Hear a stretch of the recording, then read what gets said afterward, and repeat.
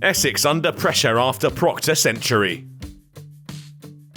Northamptonshire have produced a number of gritty and determined innings so far this season, and the same could be said for Will Young and Luke Proctor in their first innings at the Cloud County Ground in Chelmsford. Essex on top, but defied by the two half-centurions. The hosts were hunting 3 more wickets though, just the tail stood between them and their batting innings.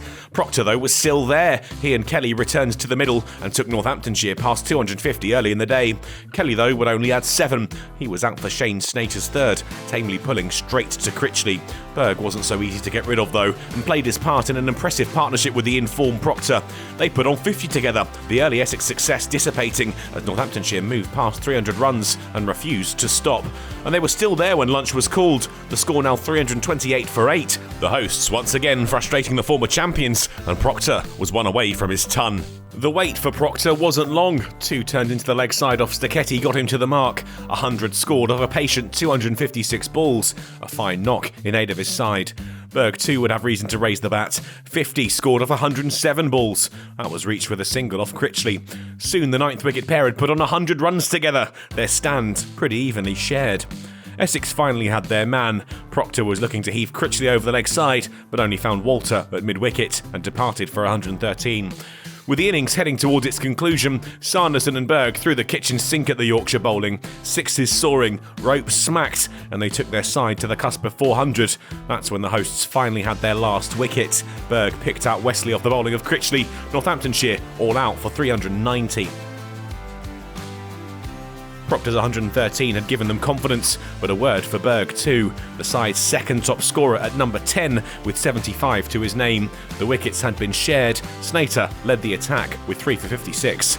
But once again, Essex lost an opener cheaply. Brown out for 12, caught by Young off the bowling of Sanderson. Wesley joined Sir Alistair Cook and got them back on track, building towards 50. But the captain couldn't take them beyond the half-century of runs, out with the score on 45, caught by Will Young off the bowling of Taylor, tee taken with the fall of the wicket. More pain for Essex after the break, Cook nibbling at one from Sanderson to depart for 6. Critchley had them hobbling past 50, but Northamptonshire had found a groove and had another. It was Critchley that had to go, caught in the slips after a couple of goes at it, off the bowling of Sanderson. And Paul Walter soon followed, Gay with a good low catch, Sanderson with his 4th.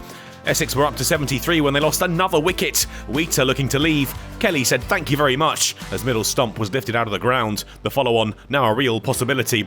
That was a virtual certainty when Harmer shouldered arms. Kelly found his pads and up went the finger, out LBW for naught. They were 8 down when Cushy slashed at one from Proctor and had to go. The score 83 for 8. No further wickets fell before the end of the day. Essex finishing in a whole heap of trouble at 95 for 8, still some 145 runs away from avoiding the follow-on. It was a great day for Northamptonshire, whose captain Ricardo Vasconcelos will sleep easy, knowing he'll almost certainly have a decision to make as to whether or not to enforce the follow-on when he returns to the county ground on Saturday morning. The only question looks to be, when will that opportunity arise?